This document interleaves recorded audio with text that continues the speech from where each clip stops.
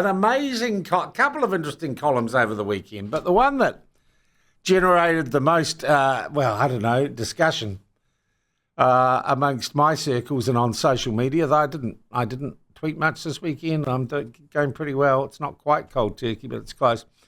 Verity Johnson. Verity Johnson's a kind of English import part-time journalist who runs a burlesque show in Auckland, and she was part of the kind of Me Too coven for quite a while, Verity Johnson. And, of course, she's a perfect fit for stuff, you know. A moderately talented woman who can be a bit strident. She wrote a piece over the weekend called Verity Johnson, Jacinda Ardern is our Winston Churchill. So she's compared Jacinda Ardern, who, by the way, I'll be reading excerpts. The feedback I'm getting is phenomenal from my different kind of powder readings from Jacinda Ardern. But Verity Johnson's thesis is that Jacinda Ardern has been rejected by New Zealanders the way Churchill was rejected electorally by British people after World War II.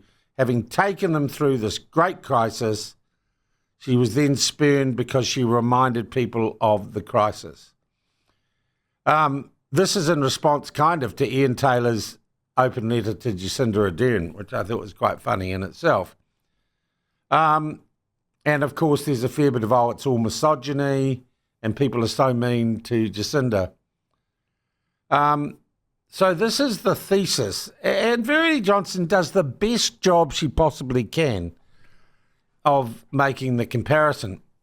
And I wanted to go through and I wanted to ask you to entertain the idea that Jacinda Ardern might be our Winston Churchill, and then we could together try and find reasons she is and reasons she isn't.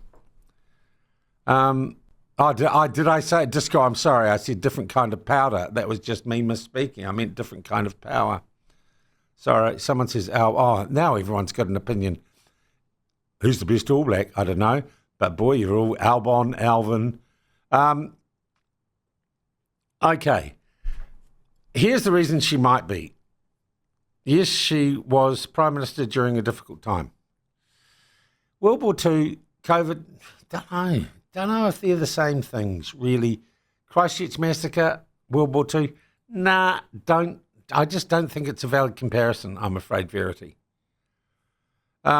But yeah, here's what she said. I think the best explanation for the past few weeks is that Ardern is our Winston Churchill. Historically, that is. Ideologically speaking, they've got about as much as common in Tinky Winky and Attila the Hun. But if you look at our feelings about Ardern through a Churchillian lens, it starts to make a lot of sense. I'm not sure it does, Verity. See, in 1945, 2 months after Churchill saves the UK's arse from invasion, they booted him out at the next general election. Yet he saved everyone from the Nazis. They sacked him for it.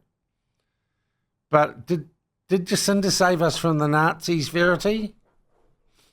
I think she was the Nazis, Verity. Her desires to restrict free speech, control people's movement. But according to Verity, it makes a funny kind of sense. Churchill was seen as a wartime leader. He was immensely personally popular, but he reminded everyone of being at war, and no one wanted to be reminded of that while they're trying to rebuild peace. Well, Jacinda, by the time she left, and she didn't get kicked out by the people, she left after the polls told her she was going to be kicked out by the people. So here's another difference, Verity. Churchill stayed and fought the fight, like he did, I guess, standing up against Nazis. He stayed and he ran and he lost, and then he left the field. He didn't run away like Jacinda did. Okay? He wasn't afraid of losing. So that's another one. Then Verity goes on. Plus, the UK public really, really wanted serious social reform. And she might be right here, promising once-in-a-generation social change. Things like the NHS went on to become the backbone of a fairer modern country. Churchill's Conservative Party didn't want a bar of it. They didn't want change. So the people decided they didn't want them either. And that parallel, I'm going to say, that's actually a fair parallel. New Zealanders wanted a better society, a fairer society and a better economy, and Jacinda Ardern delivered none of that. And she didn't deliver on social change. She didn't raise many kids out of poverty, did she? But this is where she goes wrong. Jacinda Ardern was effectively a wartime leader. No, a wartime leader, Verity, would have had a wartime cabinet, would have embraced everyone, would have said there's a common enemy, let's not play petty personal politics and party politics. Jacinda Ardern never did that. She kicked Simon Bridges in the slats. She abandoned the multi-party committee and treated it with disdain, and she ran this outfit like a one-party state. Now, the White Island tragedy, and look, my apologies, I'm going to upset some people here. The White Island tragedy was a bunch of rich tourists doing something quite risky. Was it a tragedy? Well, it happened. That's adventure tourism for you. So, tragedy, did it bring the nation, did it damage the nation's economy? No, it damaged a few tourist operators. The mosque massacre, 52 people. Do you know how many thousands of New Zealanders died in World War I and World War II? The mosque tragedy was a tragedy. That was a hell of a shock. That knocked New Zealand on its pins, but it wasn't World War II. And COVID, if we look at the war, at the death toll, wasn't World War II either, Verity. Like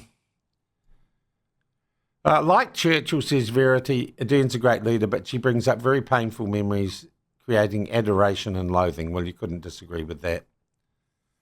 But I want to know what you think. And do you think it's insulting to Churchill to compare Ardern to him?